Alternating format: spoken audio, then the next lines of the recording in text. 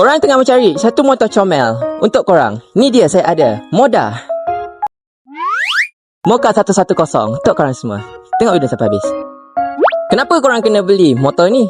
Yang pertama sekali, di bahagian depan nampak sangat retro, klasik, moden, teknologi terkini. Di bahagian belakang pula nampak macam cak katak lah pula. Menggunakan kunci yang sangat biasa, meter digital, tapi yang tak ada lampu, macam kalkulator. Dengan ruangan storage yang taklah besar sangat, helmet pun tak boleh masuk.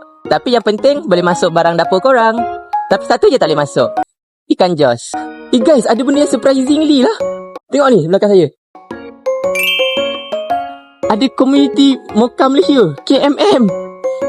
Wow. So motor ni ada 4 warna. Warna biru, warna hijau, warna oranye dengan warna hitam. Warna hitam tak payahlah order, lama. So kalau korang minat, nampak beg biru dekat bawah. Nanti saya sekalikan. Kalau tak, nombor phone korang. Macam biasa guys. Yeay.